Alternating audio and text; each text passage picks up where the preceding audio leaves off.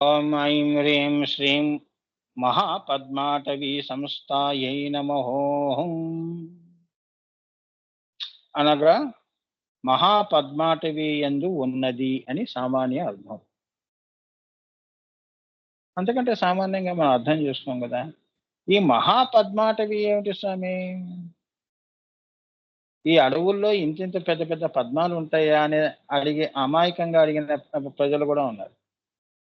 పద్మములు అంటే ఏమిటి? మూలాధార స్వాధిష్టాన నుంచి అమ్మవారు బ్రహ్మకచ్చమ్మ వరకు ఉన్న పద్మములు. అందులో అమ్మవారు సంచారం చేస్తుంది కాబట్టి ఆమె మహాపద్మాటవి యందు ఉన్నది అని చెప్పగలుస్తాం. ఇప్పుడు అంతే కదా. ఏమండి పలానా వాళ్ళు ఈ దారిలో వెళ్తారా, లేదండి ఎక్కువ ఈ దారిలోనే వెళ్తారండి అని ఎలా చెప్తాం మనం? అలా అమ్మవారు ఈ మూలాధారం నుంచి అమ్మవారి యొక్క బిందువు వరకు కూడా మహాపద్మాటవి సమస్త అని అర్థం చేసుకోండి. ఇక గుప్తనామాలకు వస్తే హ పద, హకారము పద అంటే హకారమే పదముగా గలది. అంటే ఈ ఈ యొక్క మార్గమే, ఆకాశ మార్గమే తన పదముగా కలది అని, ఆ ఆకాశములోనే సంచారం చేస్తుంది అని. మహాపద్మాటవి సమస్త అంటే హకార, హ పద, ఆకాశమే తన పదముగా కలది. వారు దేని గురించి ఎక్కువ ఆలోచన చేస్తారంటే, అబ్బో వారి ఆలోచనలన్నీ ఆకాశవై బ్రహ్మ అండి, ఆయన అన్నీ ఉన్నతమంగా ఆలోచన చేస్తాడు అని మనం అంటాం కదా. ఎక్కువ దేని గురించి అండి అంటే భగవంతుడి గురించి అండి. ఆధ్యాత్మిక చింతన బాగా చేస్తాడండి, ఆ పదములో ఎక్కువ ఉంటాడండి అని మనం ఇక్కడ ఎలా అనుకుంటామో సామాన్యంగా, సృష్టిలో అమ్మవారు ఆకాశమే తన పదముగా కలది.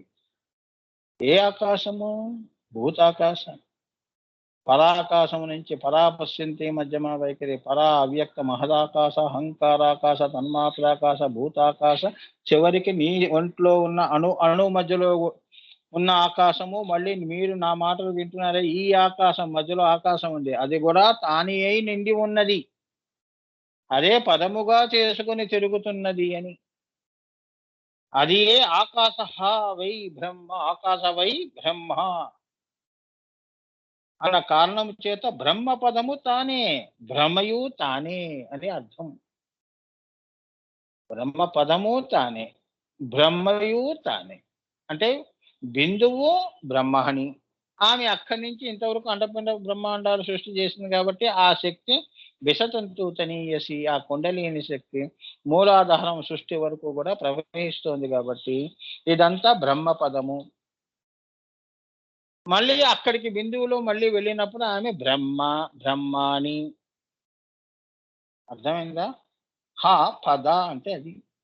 మహాపద్మాటవి సంస్థలో హ పద అనే 3 అక్షరాలు తీసుకుని అది ఒక గుప్తనామం దాగి ఉంది. దాన్ని బయటికి తీసి తెలుసుకుంటే అర్థం ఇది.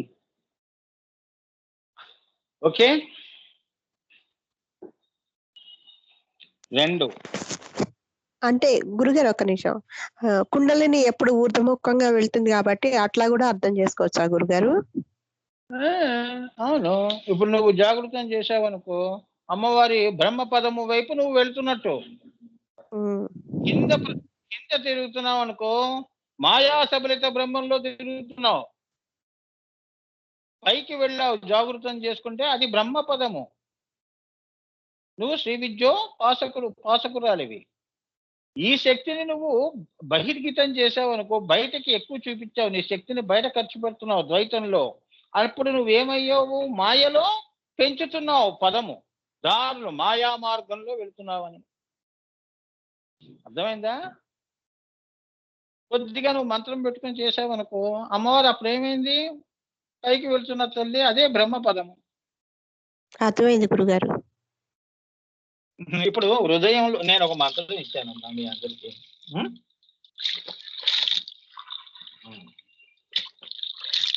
అమ్మా మీరందరూ ఐం క్లీం సౌ చెప్పుకొని అన్నా అనుకో, అది మనసులో చేస్తున్నారు కాబట్టి దాని పదం ఏమిటి? బ్రహ్మ పదం. బ్రహ్మ పదంలో ఉన్న మంత్రంలో మీకు ఇస్తాను. మాయలో ఉన్న మంత్రాలు ఇస్తే ఎలా? అవునా? తల్లి చేసుకో అమ్మా, అమ్మ దగ్గర చేరుతావు మంచి పనులు చేసుకొని అని ఇస్తాను.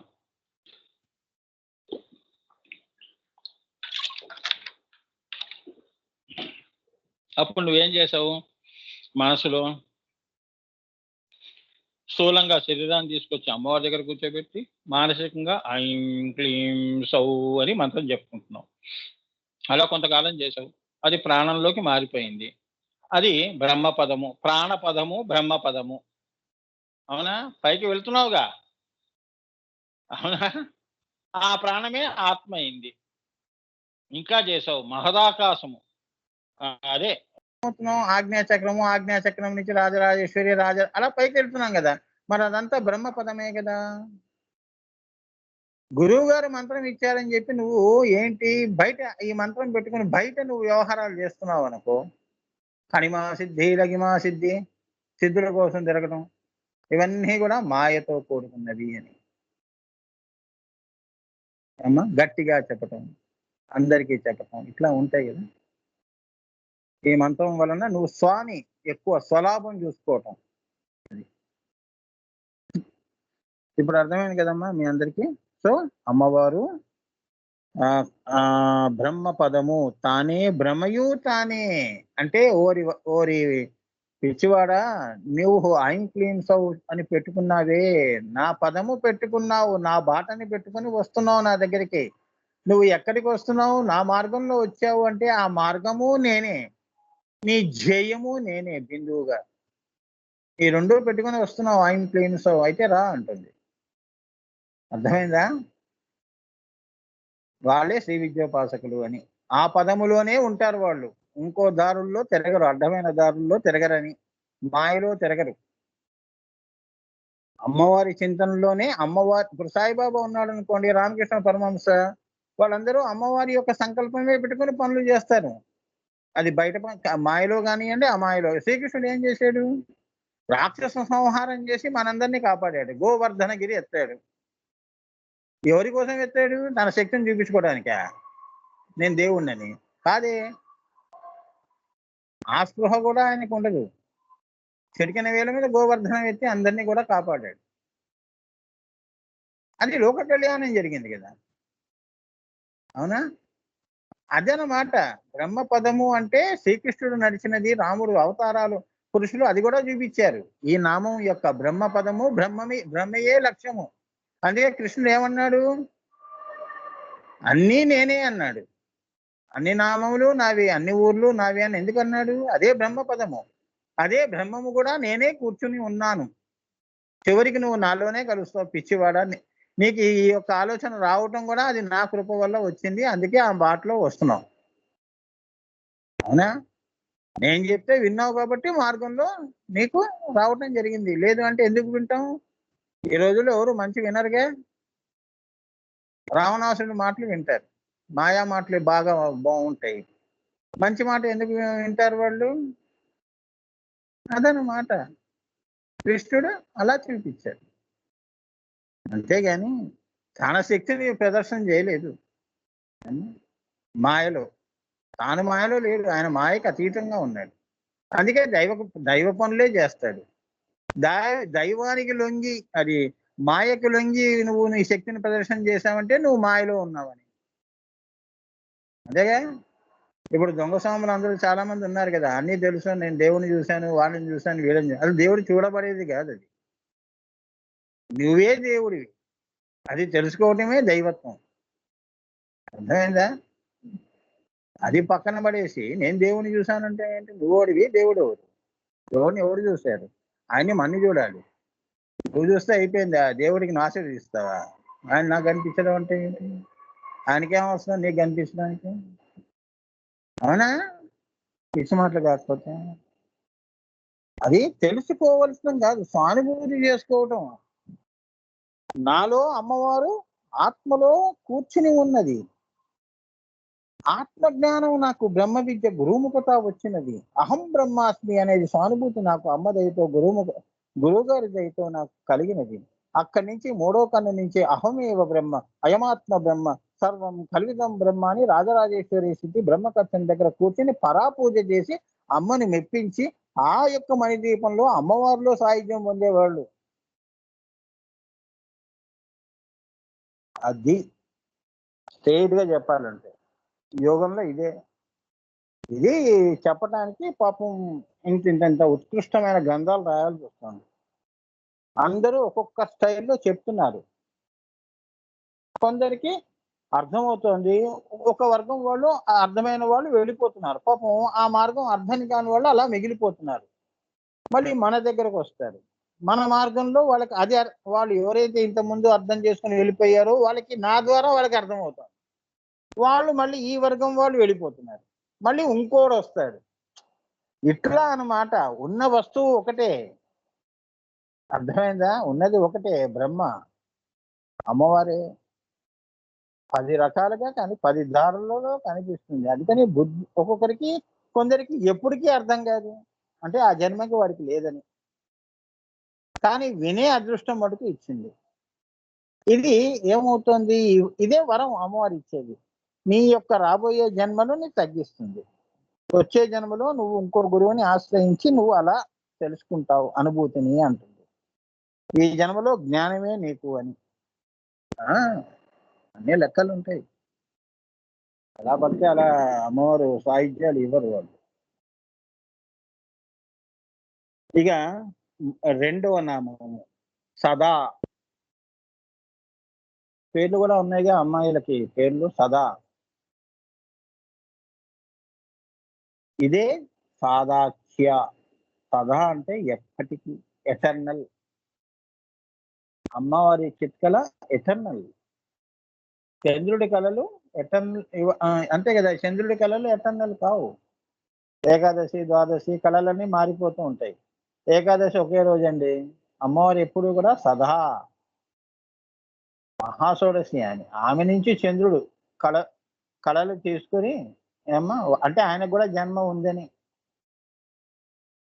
అర్థమైందా?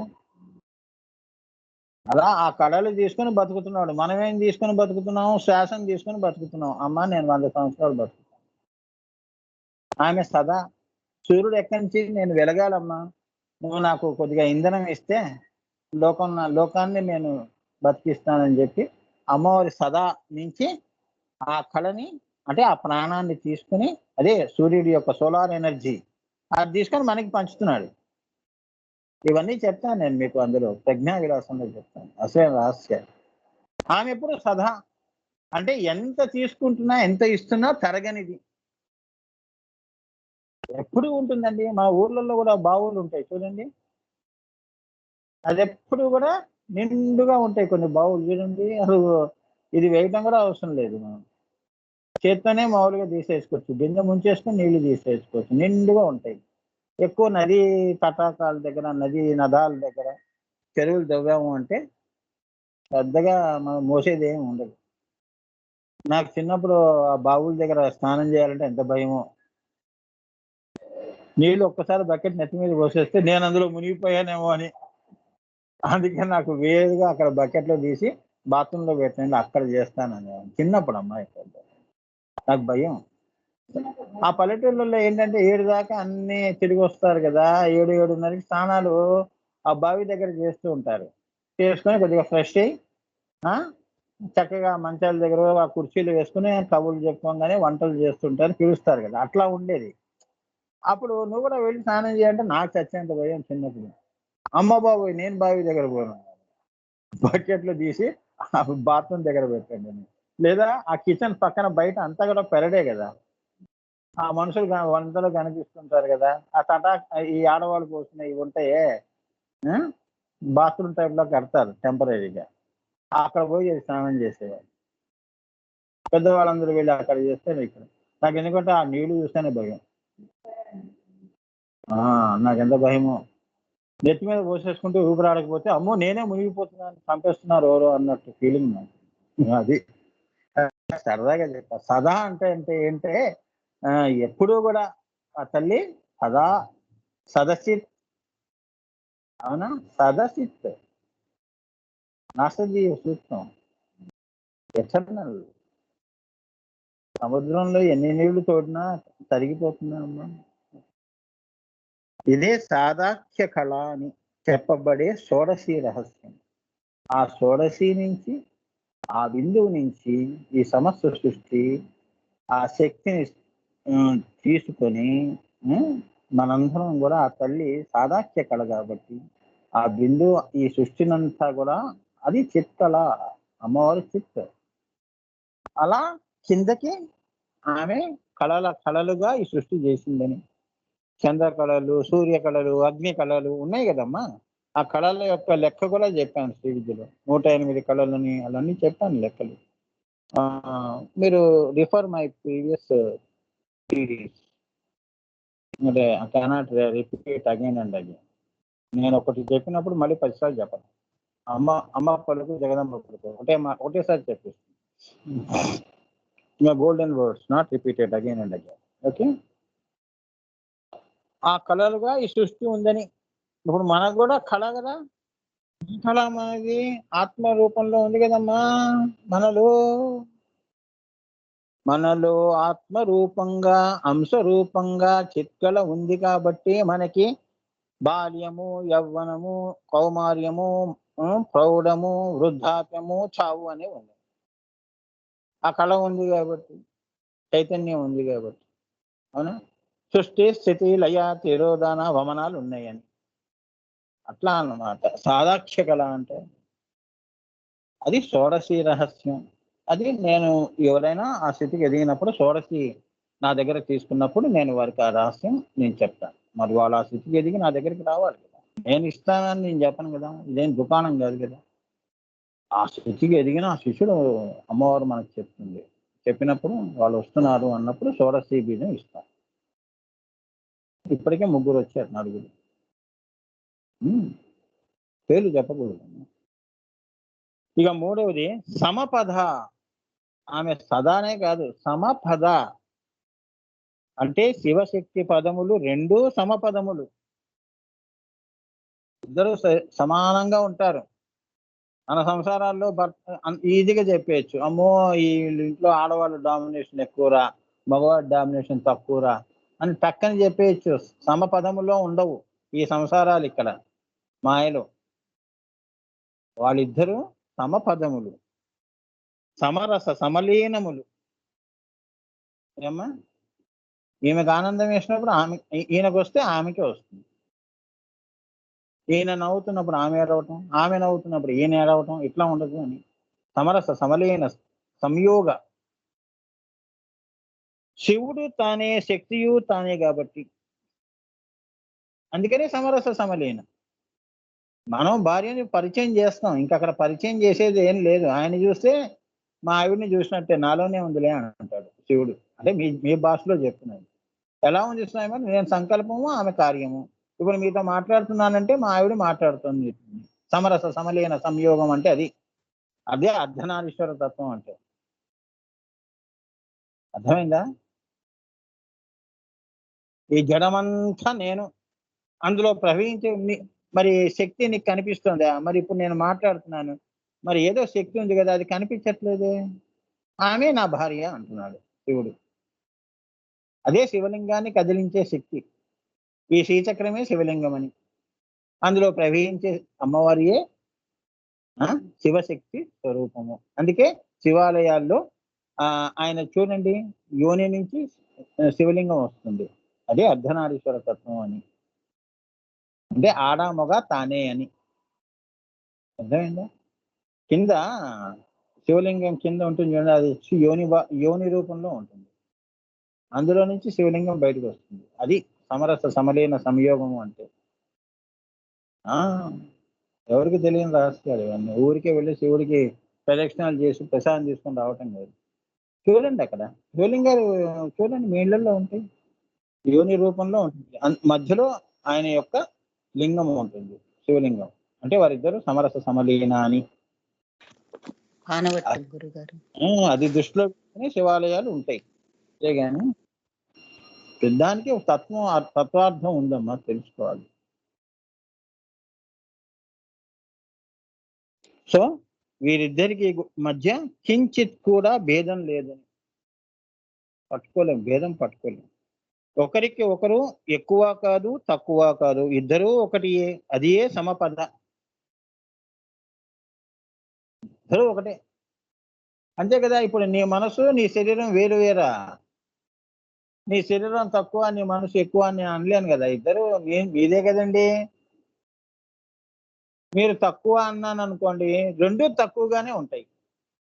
ఒకరు ఎక్కువ ఒకరు తక్కువగా ఉండరు ఒకరి దృష్టిలో. ఇక తక్కువే, ఇద్దరు తక్కువగా వెళ్ళిపోతారు. ఎక్కువ అంటే పూర్తిగా అనోనియాన్ మహదో మహియాన్ అయిపోతారు. అదనమాట. ఏమ్మా, సూర్యుడు ఇక్కడి నుంచి చూస్తే నీకు చాలా చిన్నగానే కనిపిస్తాడు, అక్కడికి వెళ్తే ఆయనకి నమస్కారం పెడతావు, లేదా మారి మస అయిపోతావు. అంతేగా. అంతే, ఇక్కడి నుంచి చూసినవన్నీ చాలా. ఇప్పుడు ఆకాశంలో నక్షత్రాలన్నీ ఎలా ఉంటాయి? చక్కెర, మన ఇంట్లో షుగర్ ఉంది కదా, చక్కెరలా కనిపిస్తాయి. అంతేగా. ఆకాశంలో ఎవరో చక్కెర జల్లినట్టు ఉంటుంది షుగర్. అంతే కనిపిస్తాయి, బుజ్జి బుజ్జిగా వెలుగుతూ ఉంటాయి. అక్కడికి వెళ్తే సూర్యుడి కంటే పెద్దవి. ఎవడికి తెలియదు. అంటే అంత దూరం ఉందనేది, సూర్యుడికి ఇంకా పైన ఉందని. అందుకే ఇంత లైట్ గా కనిపిస్తున్నాయి మనకి. ఆ మనం కూడా మరి ఫ్లైట్ లో కూర్చున్నప్పుడు చూడండి, పైకి వెళ్తుంటే మనుషులు ఎలా ఉంటారు, అవునా? అలా అన్నమాట. అందుకే ఈ సృష్టి అంతా మాయా ప్రపంచం అమ్మా. ఎక్కువ తక్కువ అనేదంటూనే ఉంటుంది అది. అందుకే వాళ్ళు సమపద అంటే శివశక్తి స్వరూపిణి అని సహస్రనామాల్లో ఆఖరి నామాలు వస్తాయి చూడండి. శివశక్తైక రూపిణి అనే నామం ఈ సమపద అన్న నామము. అర్థమైందా? అంటే వారిద్దరూ కూడా సంకల్పంలోనే అమ్మవారు కూర్చొని ఉంది. అర్థమైందా? ఇప్పుడు మీరు ఏదైనా పని చెయ్యాలి అనుకున్నప్పుడు ఆ ఈ సంకల్పం చేసావు అంటే నువ్వు చేయగలుగుతావు అనేది అంతర్లీనంగా ఉంటుంది. అందుకే నీకు సంకల్పం వచ్చింది. అంతేగా. అక్కడి నుంచి మీరు ఆలోచన చేయండి. వాళ్ళు సమపథ అంటే అదనమాట. ఆయన సంకల్పం చేసిన తర్వాత అమ్మవారు ఆయనలో మళ్ళీ శక్తిగా వచ్చింది అని కాదు. అక్కడ కూడా వాళ్ళకి దూరం లేదు.